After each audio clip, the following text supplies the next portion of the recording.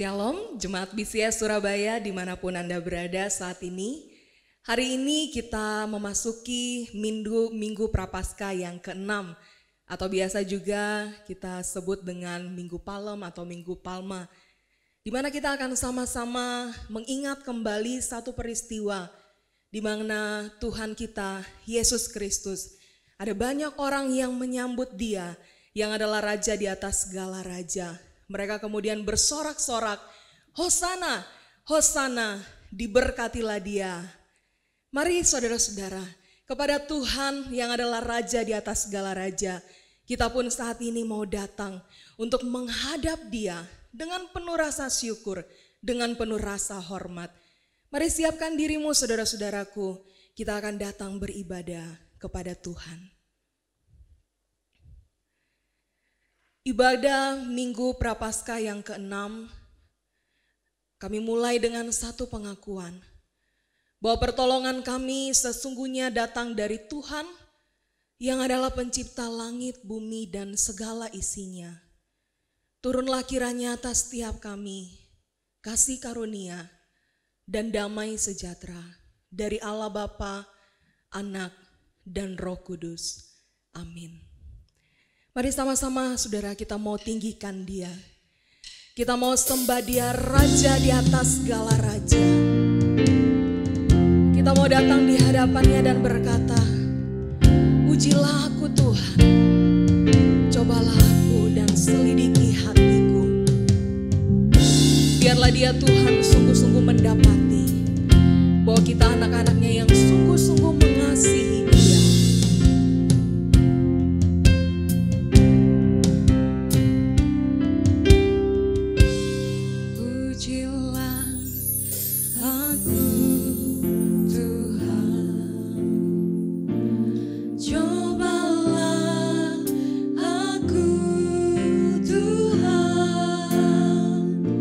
Selidiki batinku dan hatiku.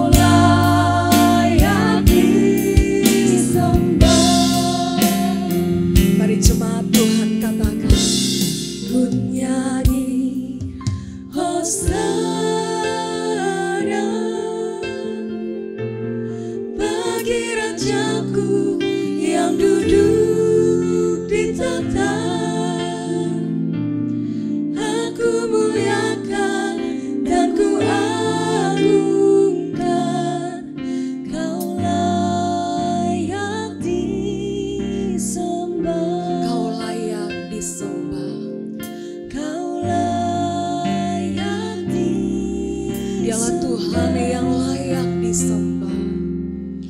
Kau layak disembah.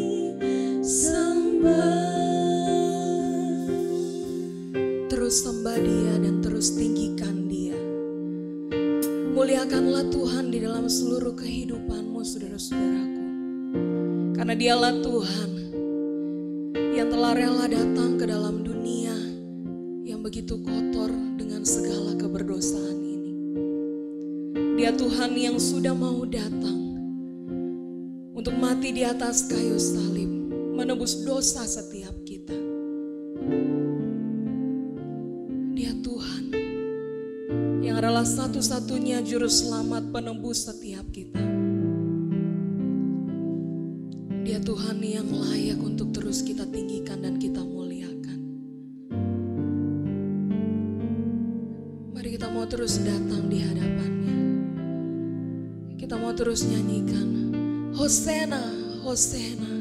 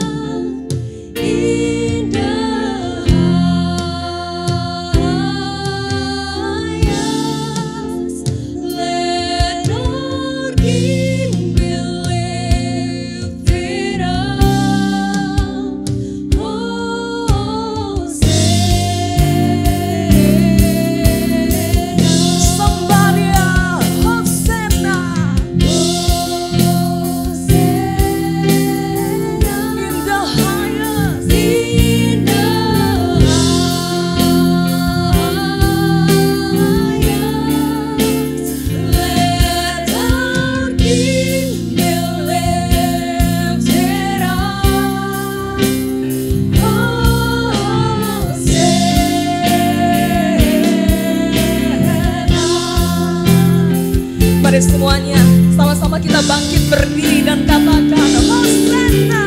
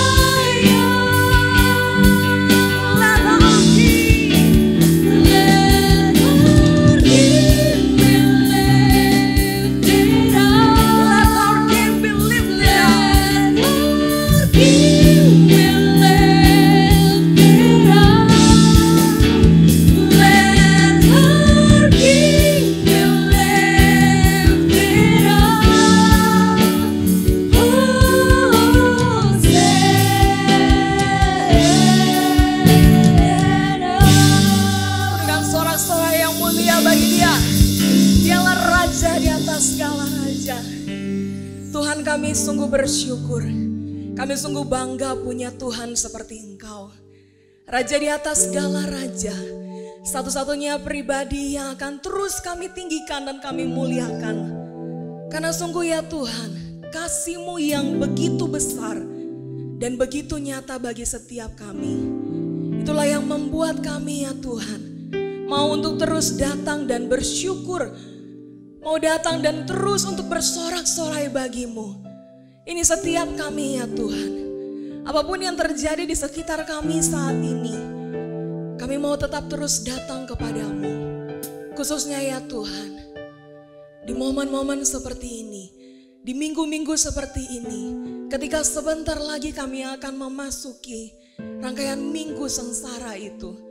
Ketika sebentar lagi kami akan memperingati akan kematian-Mu yang menyelamatkan kami. Bahkan Engkau Tuhan kami yang hidup, Engkau Tuhan kami yang bangkit. Kami mau bersorak-sorak untuk semuanya itu ya Tuhan. Kami mau terus datang. Kami mau terus datang bersyukur di hadapan-Mu. Ini setiap kami anak-anak-Mu ya Tuhan. Kami saat ini terpisah satu dengan yang lainnya. Tapi kami percaya ya Tuhan, bahwa Engkaulah yang akan mempersatukan kami. Engkaulah Tuhan yang akan mendengar setiap pujian penyembahan kami. Dan nama-Mu saja ya Tuhan yang ditinggikan dan yang dimuliakan. Terpujilah nama-Mu ya Tuhan dari selama-lamanya sampai selama-lamanya. Di dalam nama Tuhan kami Yesus Kristus kami berdoa. Amin. Saudara, mari dengan tetap bangkit berdiri. Kita mau terus datang menaikkan syukur kita di hadapan Tuhan. Karena Dialah Tuhan yang adalah penebus kita. Mari sama-sama kita mau bertepuk tangan bagi Dia. Hey!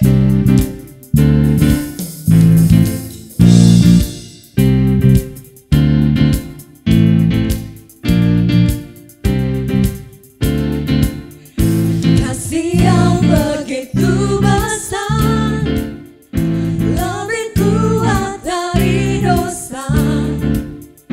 Kasih yang menemukanku, selamatkan dan pulihkanku. Ku naikkan syukurku, ku tak akan berhenti memuji, meninggikan nama-Mu selalu, menari, memuliakan-Mu. Dibebaskan, dibangkitkan, hidup yang Kau beri, dan kini hanya untuk-Mu.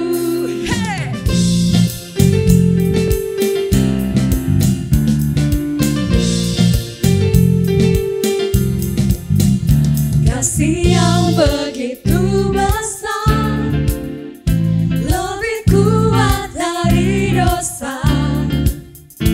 Kasih yang menemukanku, selamatkan dan pulihkanku. Ku naikkan syukurku, ku tak akan berhenti memuji, meninggikan nama-Mu selalu, menari, memuliakan-Mu. Dibebaskan, dibangkitkan, hidup yang Kau beri, dan kini hanya untuk-Ku.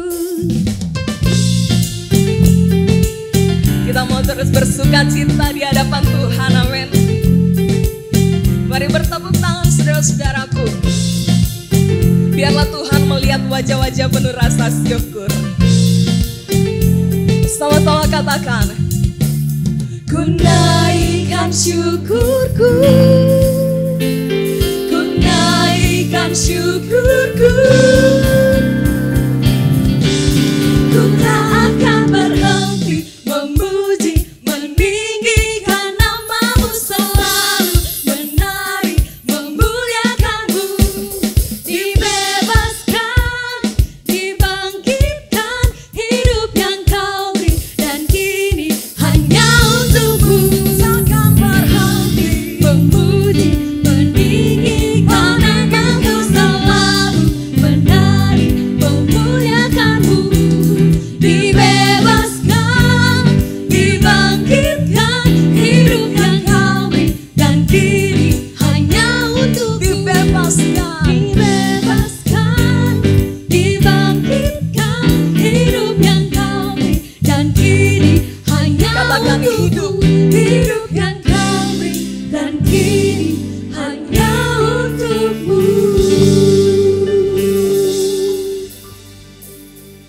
Saudara, biarlah ini boleh menjadi komitmen kita di hadapan Tuhan.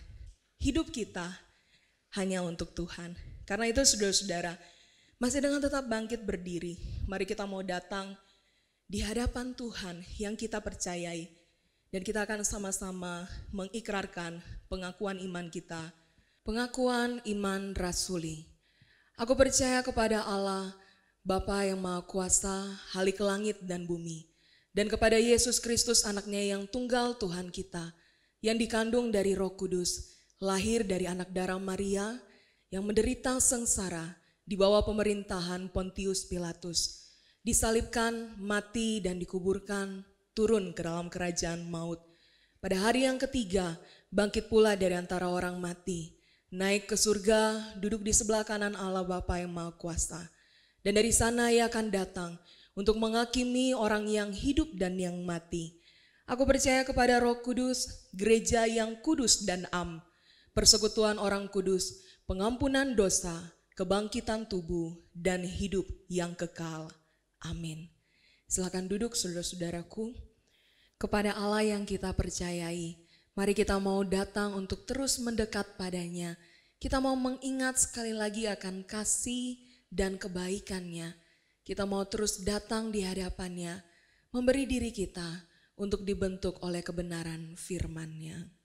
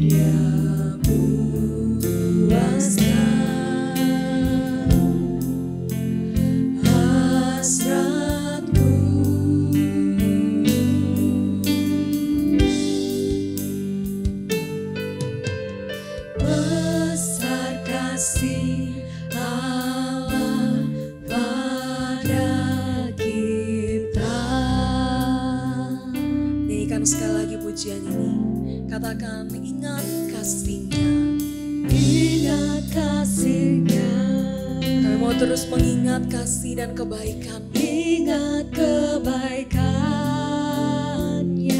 Dan kami mau berterima kasih untuk anugerah-Mu ya Tuhan. Dan anugerahnya selamatkanku.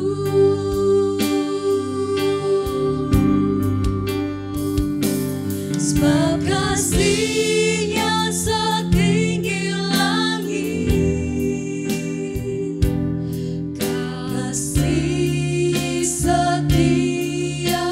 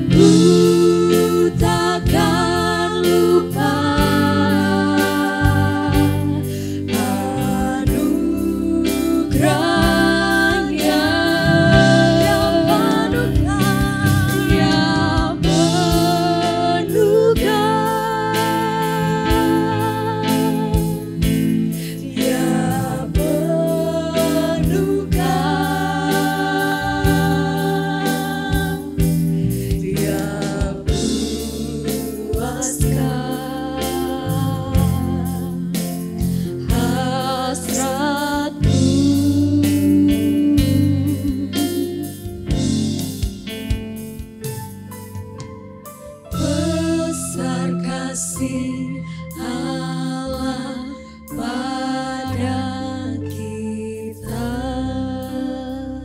Besar kasih Allah. Besar kasih Allah pada kita.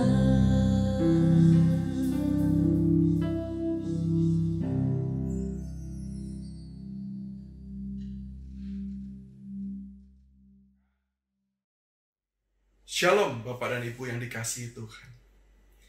Biasanya ketika saya memimpin ibadah, saya seringkali membuka dengan kalimat demikian.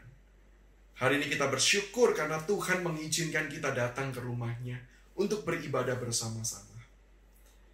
Tentu saja saat ini saya tidak mengucapkan kalimat ini, karena kita sedang beribadah di tempat kita masing-masing.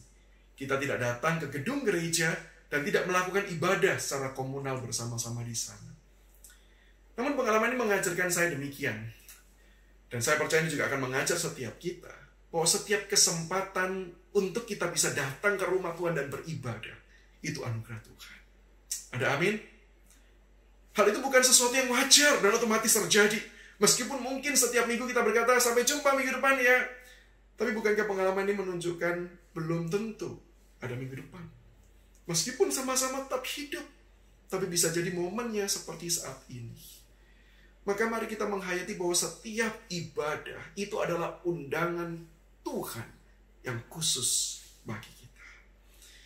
Maka saya rindu suatu saat nanti kalau kita sudah dipulihkan kondisinya, kita bisa kembali datang dan beribadah bersama-sama di gedung gereja. Mari kita datang dengan hati yang penuh ucapan syukur. Kita datang dengan penuh kesungguhan untuk menyembah Tuhan. Demikian juga dengan belajar firman Tuhan. Saya percaya kesempatan-kesempatan semacam ini juga adalah anugerah Tuhan. Maka kalau kesempatan yang ini belum diambil dari kita, yuk kita gunakan dengan sebaik mungkin. Mari kita gunakan waktu untuk kita betul-betul merenungkan firman Tuhan, bercermin dari situ, dan kemudian mengarahkan seluruh hidup kita kepada firman tersebut. Kita mau belajar mengenal Tuhan lebih dan lebih lagi, sehingga kita dimampukan untuk mengasihi Dia dan hidup bagi Dia. Mari sebelum kita membaca firman Tuhan, kita sama-sama tundukkan kepala dan kita berdoa. Bapa di sorga, kami saat ini datang dengan penuh ucapan syukur. Karena kami masih boleh beribadah meskipun bukan di sebuah gedung gereja. Kami bisa beribadah karena Engkau bukan Allah yang terbatas dengan ruang dan waktu. Tetapi dimanapun ketika setiap kami datang dengan sungguh-sungguh menghampiri Engkau, karena Yesus Kristus Sang Pengantara itu sudah datang, maka disitulah kami bisa datang menghampiri Engkau kapanpun juga dan dimanapun juga. Dan kami bersyukur untuk semua hal tersebut. Ya Tuhan, saat ini ketika kami juga mau belajar firman-Mu, Tuhan tolong bantu setiap kami. Arahkan hati, arahkan pikiran kami untuk dapat melihat-Mu dengan jelas, untuk dapat mengenal-Mu dengan lebih jelas. Sehingga hati kami semakin dipesonakan, dibuat terpesona akan kasih dan kebaikan-Mu. Dan disitulah kami mau menyerahkan seluruh diri dan hidup kami ke dalam tangan Tuhan. Tuhan, tolonglah. Bantulah hamba-Mu juga di dalam segala kelemahan dan keterbatasan. Pakailah untuk menjadi saluran berkat-Mu bagi rekan-rekan di tempat ini. Bagi rekan-rekan yang ada di rumah masing-masing. Dengar doa setiap kami, Tuhan. Kami naikkan semuanya ini demi Yesus Kristus, Tuhan dan Juru Selamat kami. Amin.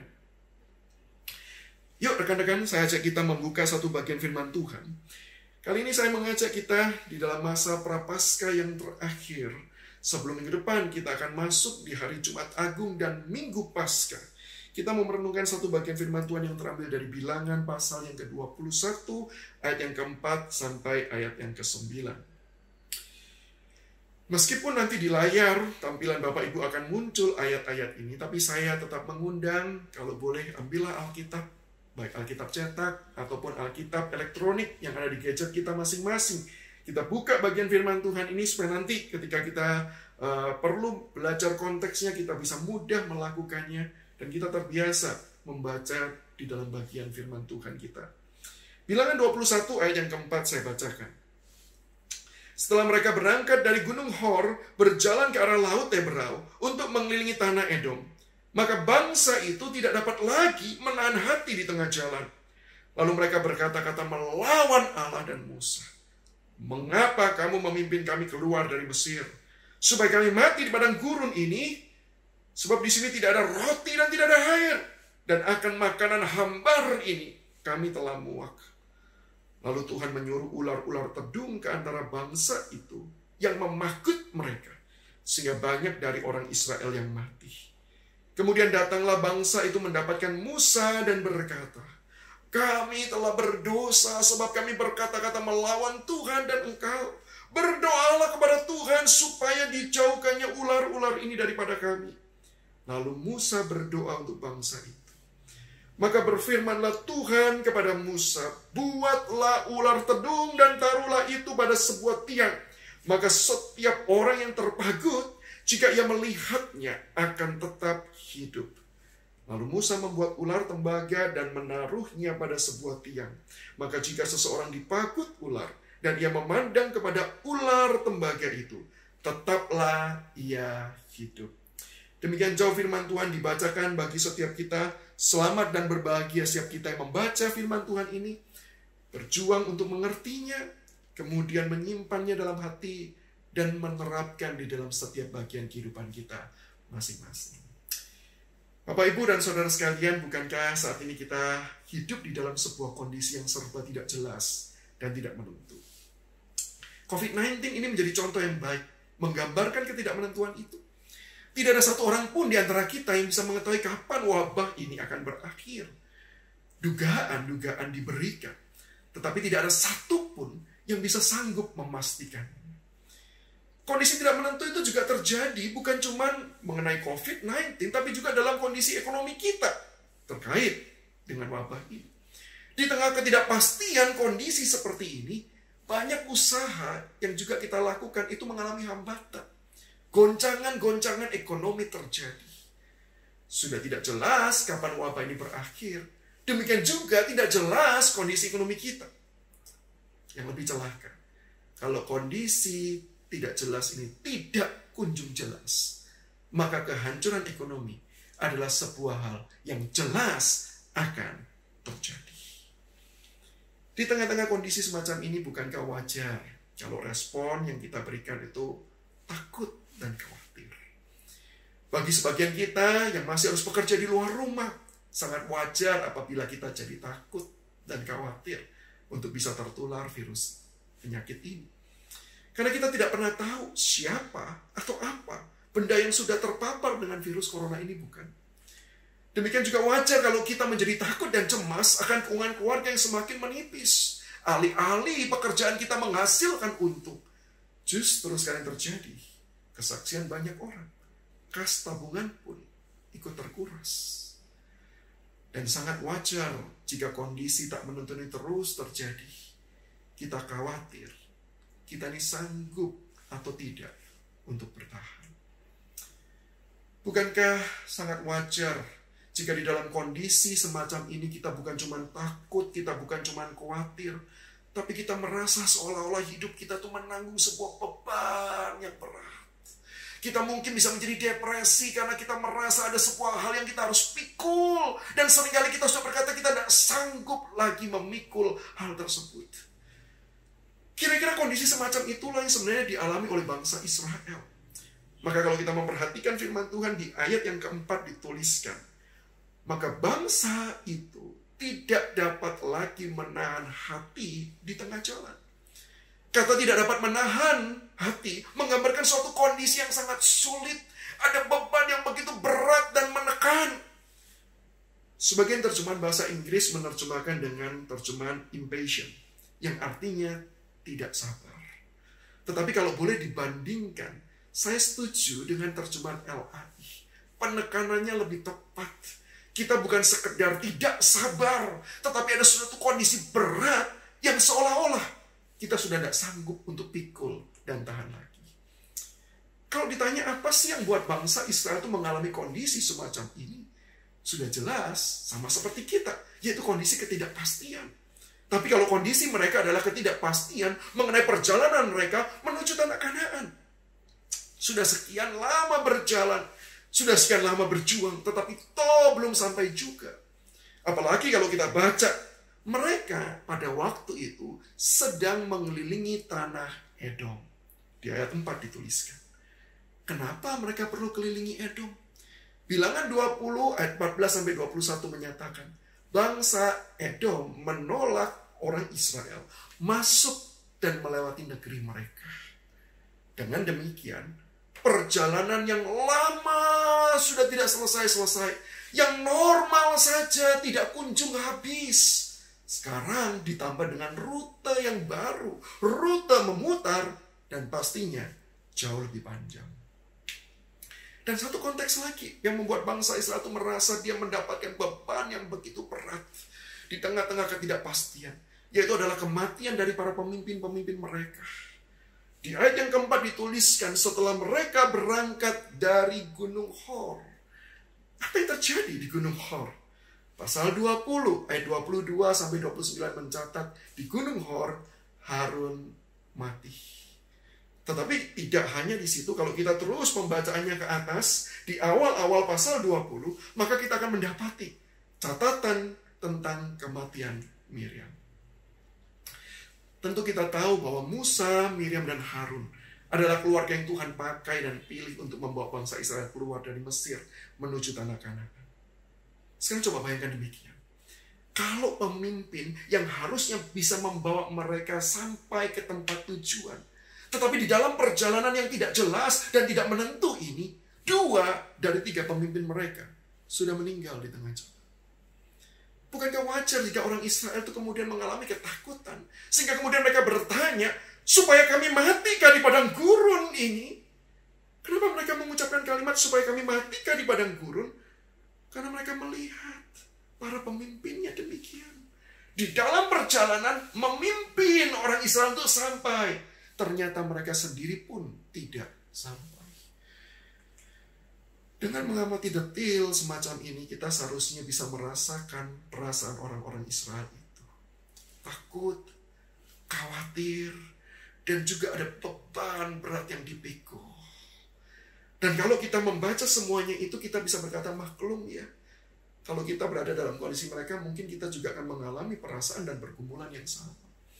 Tapi pertanyaannya adalah kenapa pada akhirnya orang Israel ini dihukum Tuhan. Bahkan dihukum dengan cara yang mengerikan. Yaitu dikerahkan ular-ular tedung untuk menghabisi hidup orang Israel.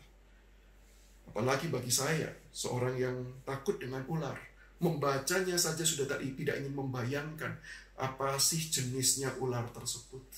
Kenapa sih kalau memang wajar muncul rasa takut dan beban berat itu? Kenapa Tuhan kemudian mengerahkan ular itu untuk menghabisi mereka? Tentu saja kita tahu jawabannya.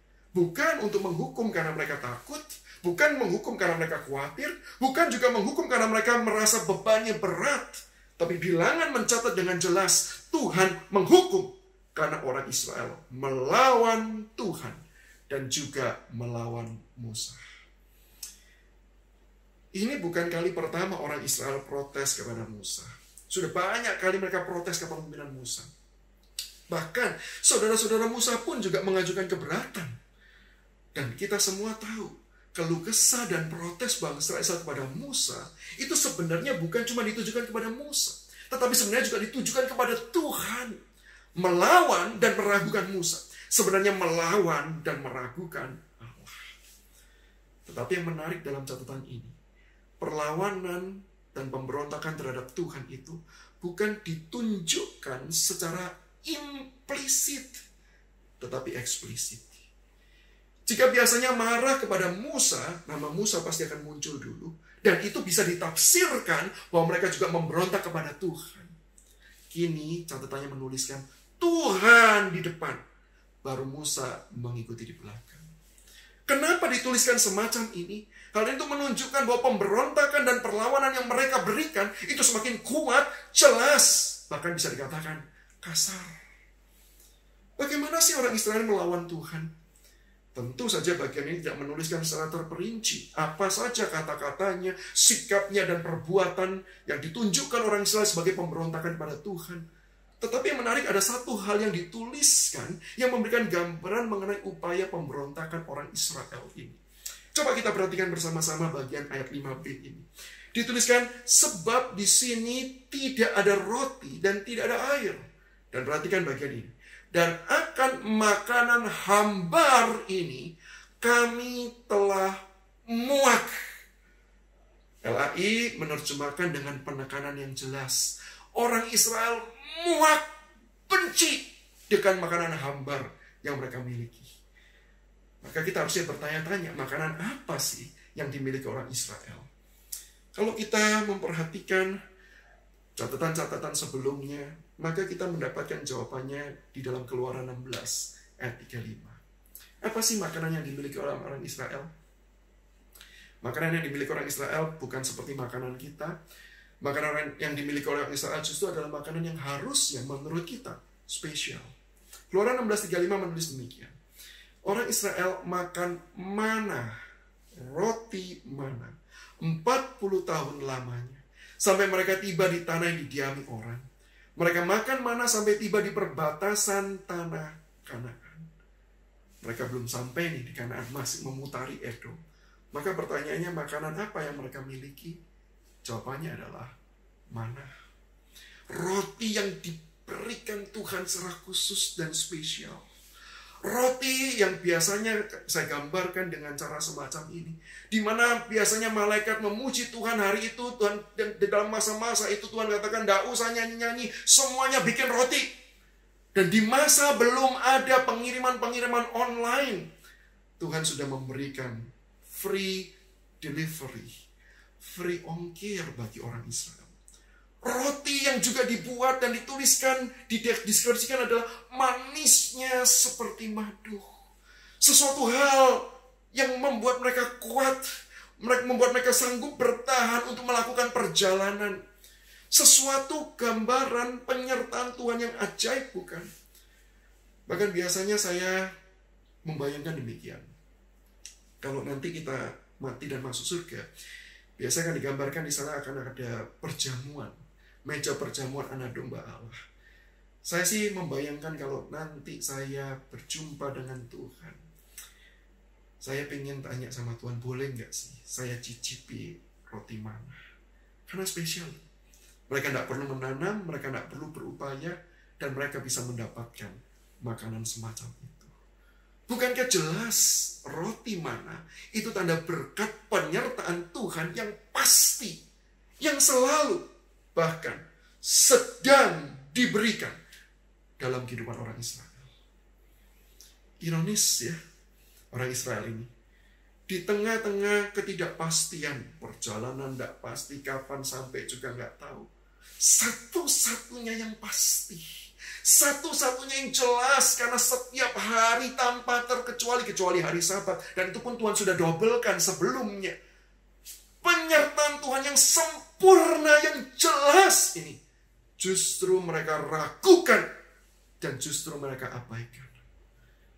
Biasanya kalau kita di dalam kondisi tidak pasti, contohlah gempa, maka wajar kalau kita mencari tempat di mana kita tuh bisa berlindung atau kita bisa berpegangan. Di tengah-tengah segala goncangan kita cenderung akan memegang sesuatu yang kokoh, yang stabil, bukan? Tapi aneh, orang Israel justru menolak, melepaskan, dan merendahkan kasih setia Tuhan yang pasti. Inilah menjadi gambaran bagaimana mereka membenci, menolak, dan melawan Tuhan. Kalau boleh saya gambarkan dengan bahasa modern, kira-kira orang Israel itu akan berkata demikian. Kami ini nolak rotinya karena kami benci sama kamu. Kami bukan tidak suka sama rotinya, tapi karena kami benci sama kamunya. Walaupun rotinya enak, kami pun menganggap itu biasa-biasa saja.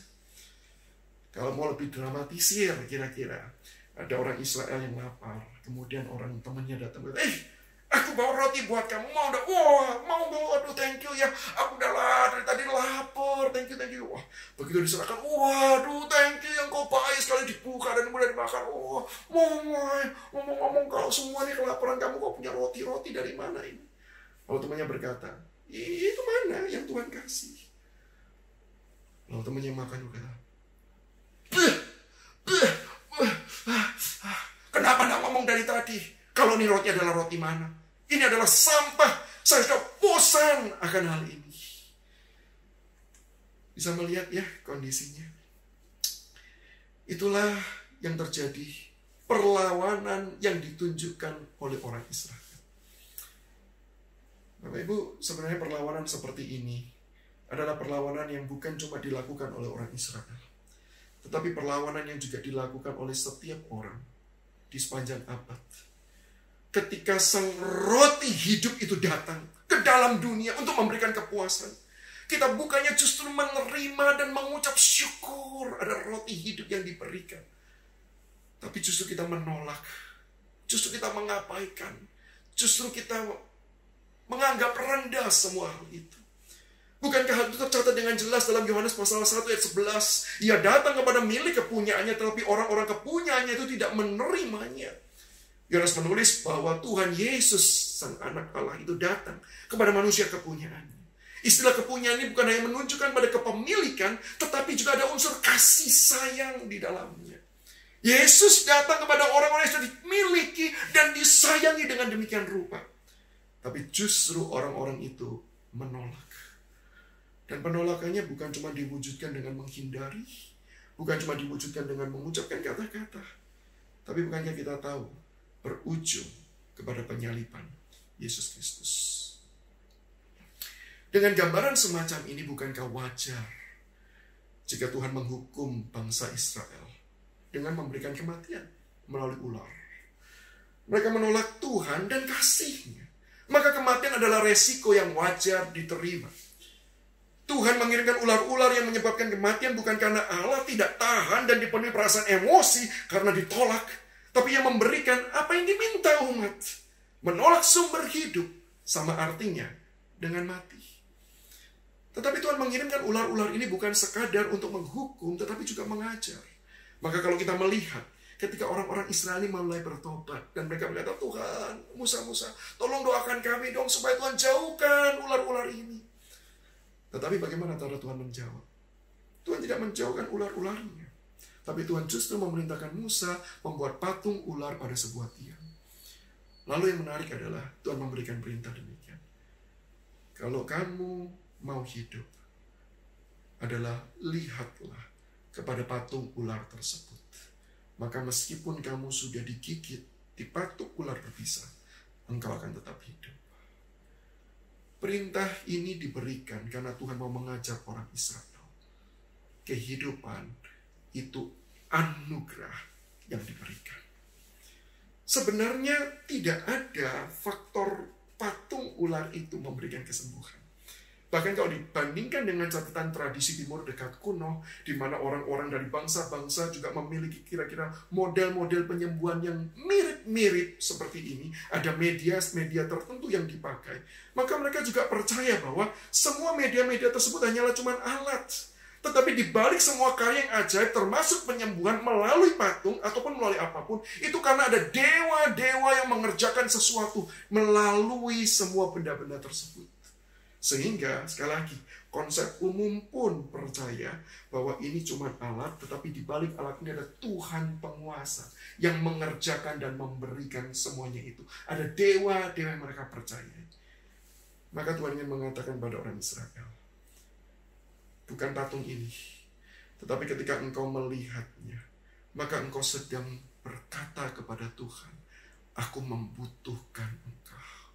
Aku tidak bisa hidup tanpa engkau. Aku menantikan anugerahmu.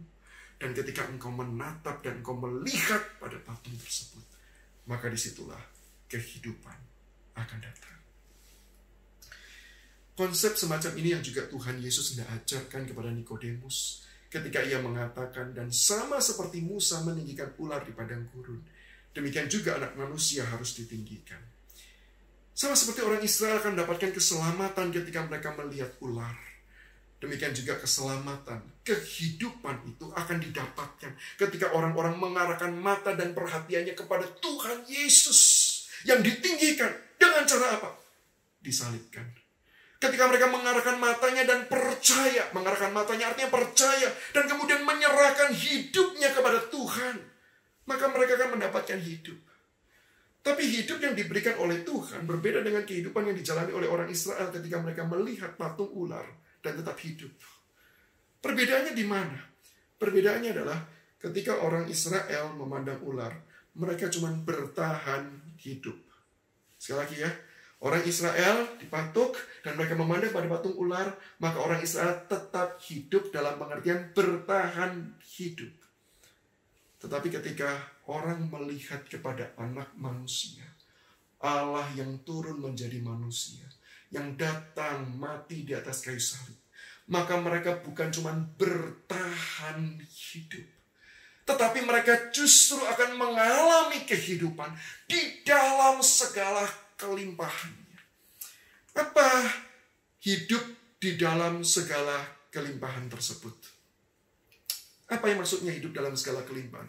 Hidup di dalam segala kelimpahan adalah di satu sisi adalah hidup yang artinya itu memiliki kepastian tanpa hukuman dari Tuhan.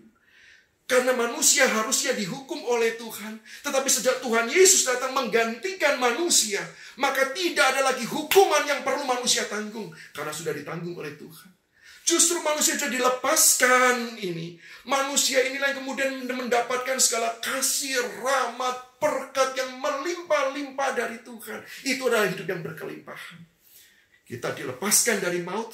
Bukan cuma dilepaskan dari maut dan kemudian hidup biasa-biasa lagi.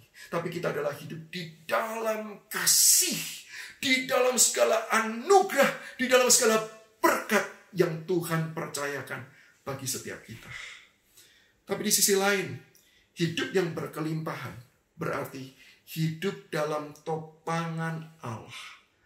Sehingga tidak ada satu hal pun di dalam hidup kita, bahkan termasuk penderitaan dan kematian, tidak bisa menjadikan hidup kita ini sia-sia dan tidak berarti.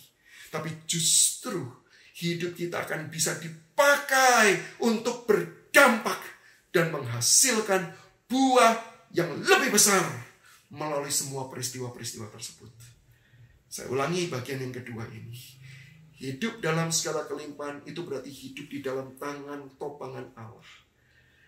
Sehingga tidak ada satu hal pun, baik itu penderitaan, kesulitan, termasuk kematian, yang membuat hidup kita itu bisa dinilai sia-sia dan tidak berarti. Justru segala peristiwa-peristiwa yang kita catat sebagai bagian-bagian yang buruk, itu sanggup Tuhan pakai untuk menghasilkan sebuah buah dampak yang lebih besar. Kalau digambarkan secara sederhana, hidup yang berkelimpahan adalah hidup di mana ketika kita tidak pernah menyesali apa yang terjadi. Termasuk kesulitan, penderitaan, termasuk berbagai macam bencana, termasuk berbagai macam ketidakpastian yang kita jalani.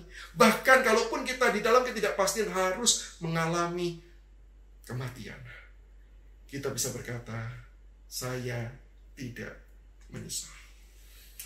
Kenapa kita bisa berespon seperti itu? Karena ketika kita menyerahkan diri kita ke tangan Tuhan, kita tahu bahwa Tuhan itu adalah Tuhan yang telah mengalahkan maut. Tuhan yang telah mati, tetapi Dia yang mati, tetapi Dia juga yang bangkit.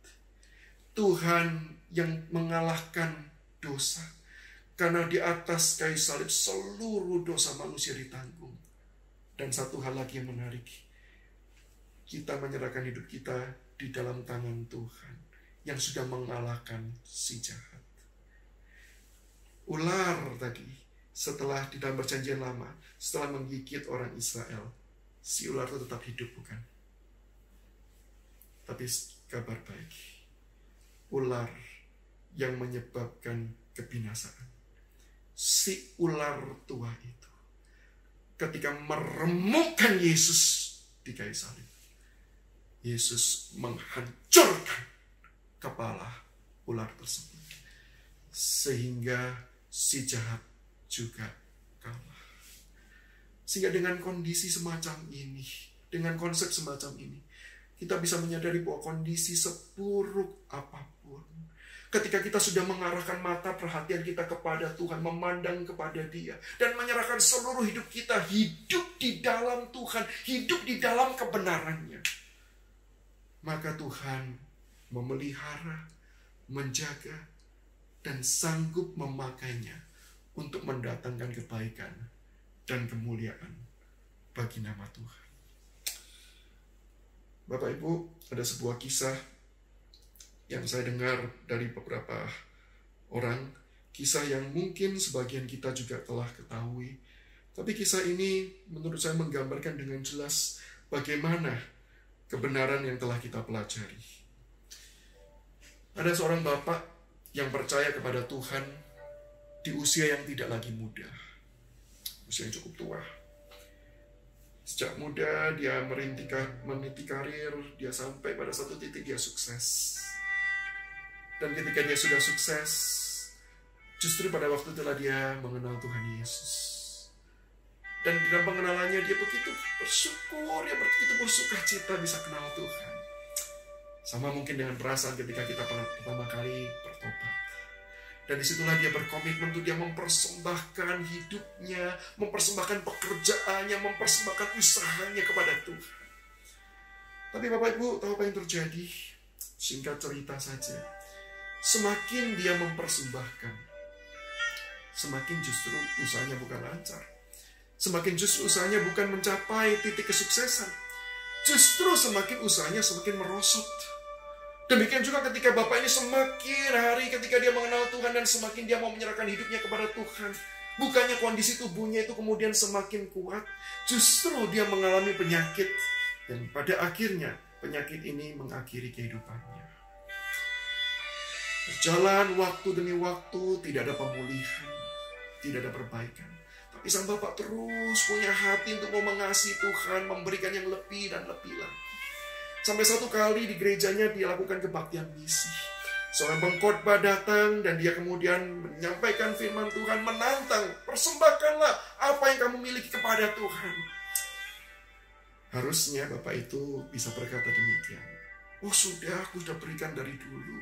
Aku sudah berikan uangku, bahkan sampai walaupun aku kesulitan, aku tetap memberikan. Aku sudah berikan kesehatanku, berikan tubuhku, sehingga walaupun aku sakit, tetap aku datang ke gereja dan melayani Tuhan. Harusnya dia bisa berkata seperti itu. Tapi justru pada waktu dia dengar firman Tuhan itu, hatinya terus bergetar. Dan dia berkata, Tuhan aku ingin berikan lagi, berikan lagi. Dan dia ingat apa yang dia bisa berikan. Uang sudah tidak bisa banyak dia berikan, dia tidak punya apa-apa lagi. Kondisi kesehatannya juga sudah merosot, dia tidak bisa lagi berikan tenaga. Maka dalam kondisi dia tidak punya apa-apa seperti itu, dia teringat Tuhan. Ada satu benda yang aku beli ketika aku ada di puncak kesuksesan, yaitu kacamata. Maka dia berkata, Tuhan, mungkin tidak umum aku memberikan kacamata, tapi itu yang aku ingin berikan ya Tuhan. Lalu dia persembahkan kacamata. Dan beberapa minggu setelah peristiwa itu, Bapak ini meninggal. Belasan tahun kemudian, di gereja yang sama, seorang pendeta yang melakukan pekerjaan pelayanan misi diundang berkhotbah. Di dalam khotbahnya dia menceritakan bagaimana dia melayani Tuhan di pedesaan, di pedalaman, bagaimana Tuhan memberkati semua hal tersebut. Dan dia cerita, tahu enggak Tuhan memberkati melalui cara apa? Ada banyak cara Tuhan memberkati. Tapi dia ingat satu hal yang paling spesial menyentuh dia. Satu kali matanya itu terganggu, mengalami kondisi dia tidak bisa melihat dengan jelas. Maka di sebuah pedalaman dia harus keluar cukup jauh untuk mencari tempat berobat. Dan tempat itu dikatakan, oh Bapak ini harus pakai kacamata. Kalau nggak pakai kacamata nggak bisa baca lagi, sudah harus pakai. Tapi karena uang yang terbatas dia tidak punya, apalagi tempatnya dia harus kembali lagi ke pedalaman. Di sana sulit sekali mempunyai akses mencari kacamata. Maka dia cuma bisa berlutut dan berdoa kepada Tuhan. Dan dia menaikkan sebuah berdoa permohonan yang mungkin terkesan aneh. Dia berkata, Tuhan, aku gak butuh uang. Aku gak butuh banyak hal. Yang aku butuhkan satu, Tuhan. Aku butuh kacamata. Tuhan tolong, berikan aku kacamata. Setelah dia berdoa selama beberapa waktu, akhirnya kiriman dari badan misi itu datang. Isinya ada obat-obatan yang diperlukan, ada beberapa buku dan bahkan sumbangan. Yang menarik adalah di Di dalamnya ada satu kotak. Dan ketika dia buka, isinya kacamata. Dia melihat itu pun dia sudah tersentuh hatinya. Dan kemudian dia coba. Sangat pas. Sebagaimana yang dia butuhkan kacamata. Ketika mendengar khotbah semacam itu, anak dari orang tadi yang mempersembahkan kacamata, dia mulai bertanya-tanya, jangan-jangan ini pemberian apa? Karena jarang orang tuh kasih kacamata.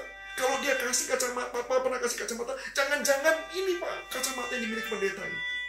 Maka selesai ibadah, si anak ini mendekati sang pendeta dan berkata, Pak, bolehkah saya pinjam lihat kacamata yang tadi Bapak ceritakan?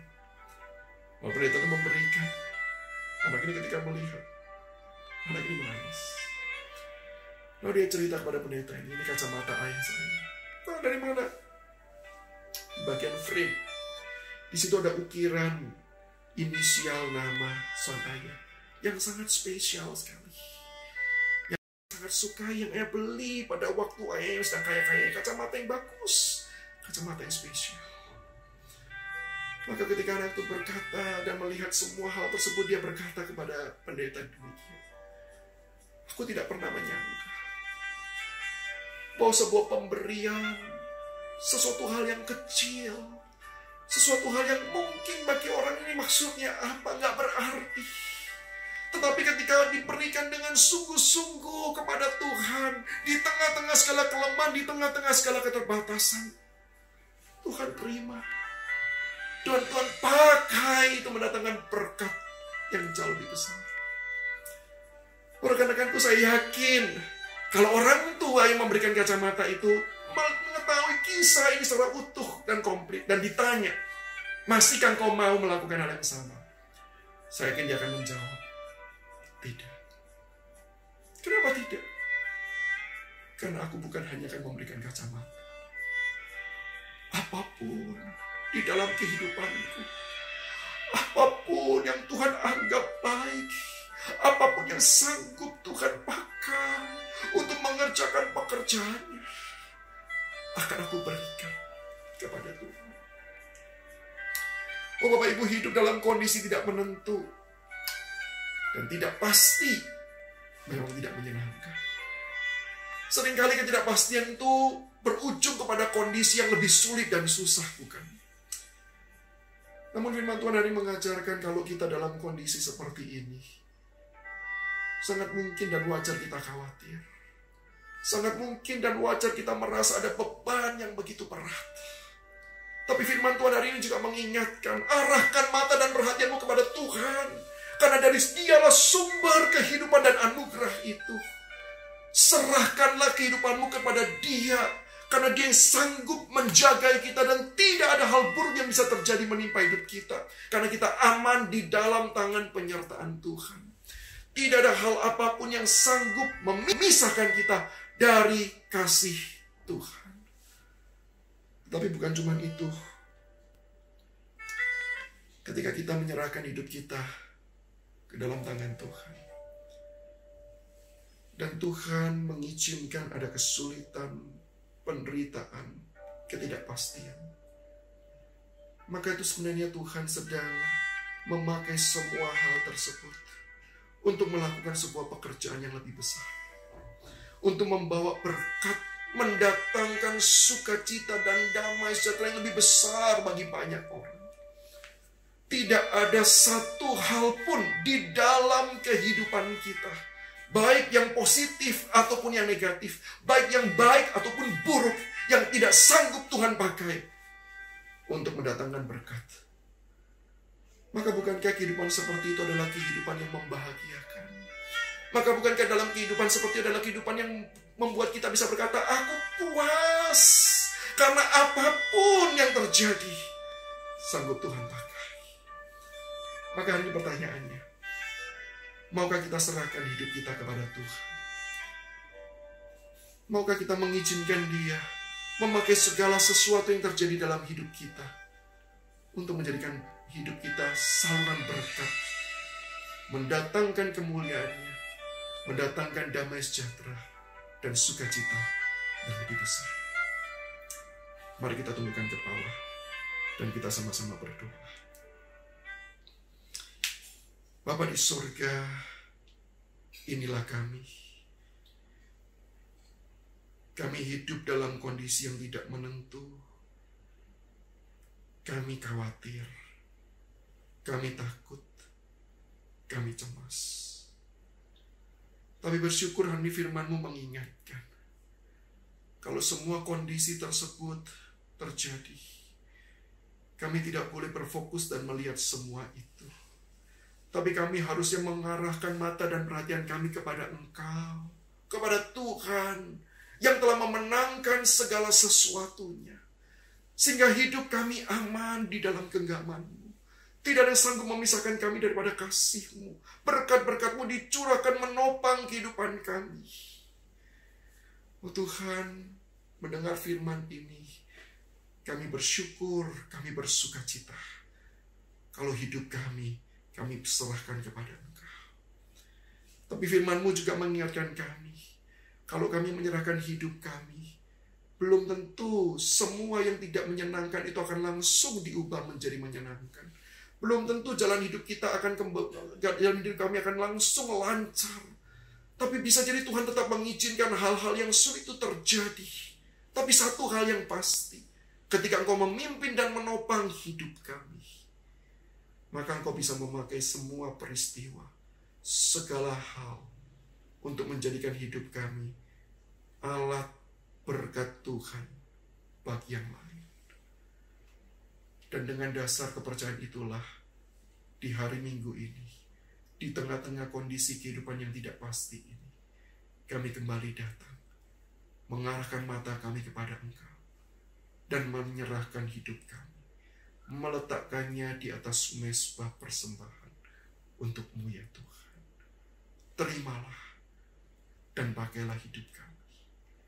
Dengar doa setiap kami ya Tuhan, karena kami naikkan di dalam nama Tuhan kami, Yesus Kristus.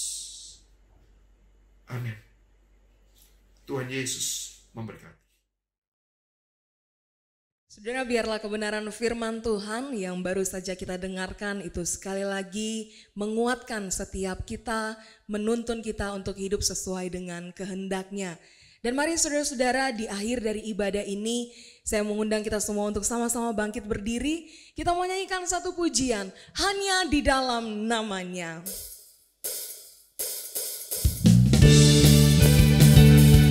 Mari bersama-sama bertepuk tangan bagi Raja kita.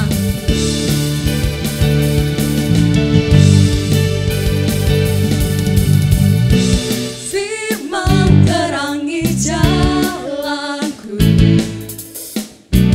perisai iman di setiap waktu, lindungiku dari segala, tak pernah ragu, karena Dia bersamaku, setia menjaga dengan kuasa mulia. Hanya di dalam namanya, Yesus ya sumber pengharapan di sepanjang hidupku. Hanya di dalam kuasa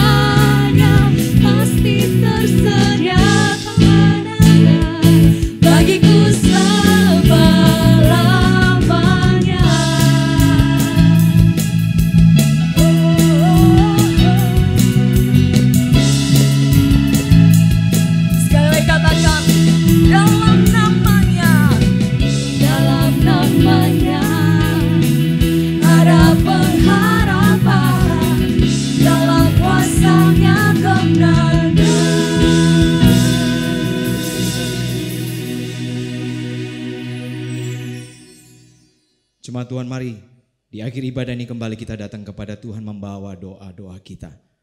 Bapa Surgawi, kami mengucap syukur karena sekali lagi ya Tuhan, di tengah segala situasi yang semacam ini, kami tetap boleh menjumpai kehadiran Tuhan di tengah-tengah kehidupan kami hari lepas hari. Bahkan saat ini ketika kami dengan segala keterbatasan boleh tetap datang kepada Tuhan, bersekutu untuk kemudian menyembah dan memuji nama-Mu.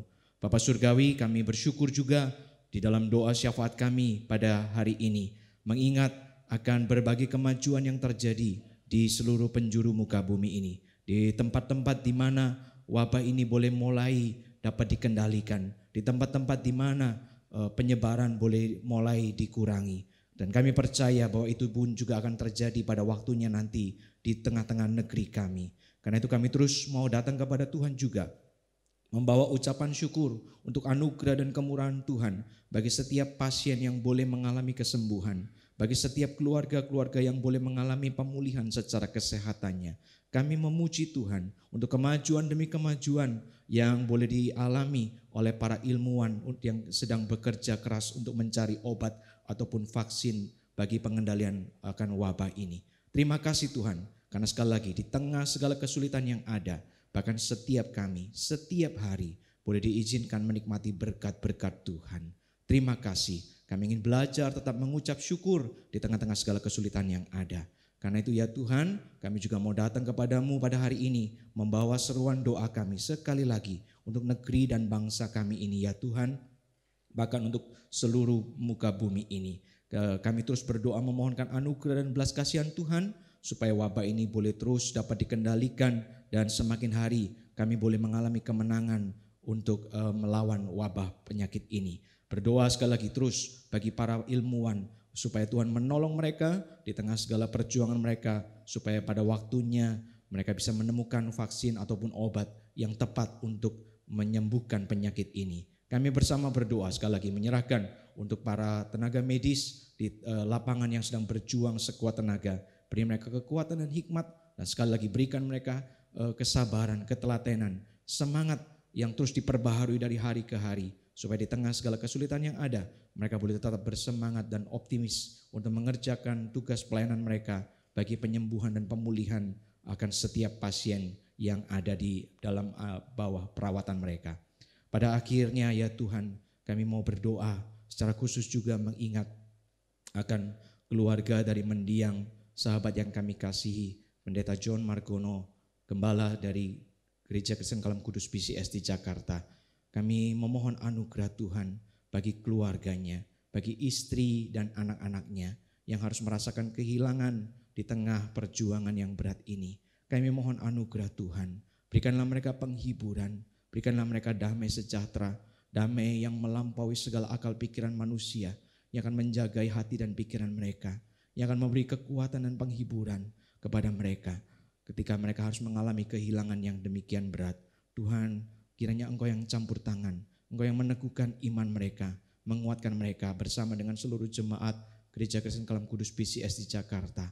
Berikanlah mereka semangat dan kekuatan untuk menghadapi hari esok dan terus untuk datang kepada Tuhan dengan penuh pengharapan. Secara khusus bagi istri dari almarhum mendiang Pendeta John, kami menyerahkan ketika ia masih ada dalam perawatan, berikan kekuatan, berikan penghiburan, berikan anugerah Tuhan, jamahan Tuhan yang kiranya boleh memulihkannya tepat pada waktunya. Ini doa kami ya Tuhan. Sekali lagi kami tetap terus mau datang kepada Tuhan dengan mata yang tertuju kepadamu, dengan iman yang penuh dengan kepercayaan dan keyakinan. Karena kami tahu Tuhan Allah yang kami sembah adalah Tuhan atas semesta alam yang kuasanya yang tak tertandingi, yang oleh kuasa dan kebaikannya mengendalikan seluruh alam semesta ini. Kami bawa negeri ini, kami bawa hidup kami sepanjang minggu yang akan datang. Kami bawa keluarga kami bawa ya Tuhan bahkan seisi dunia ini ke dalam tangan Tuhan. Biarlah Engkau saja yang ditinggikan dan dipermuliakan. Dan sekarang saudara-saudara yang kukasihi di dalam Tuhan, arahkanlah hatimu kepada Tuhan. Dan biarlah kiranya damai sejahtera Tuhan yang akan mengisi dan memimpin perjalanan hidupmu sepanjang minggu yang akan datang. Terimalah berkat Tuhan. Tuhan memberkatimu dan melindungimu saudara-saudaraku. Tuhan menyinari engkau dengan wajah-Nya dan memberikan kasih karunia.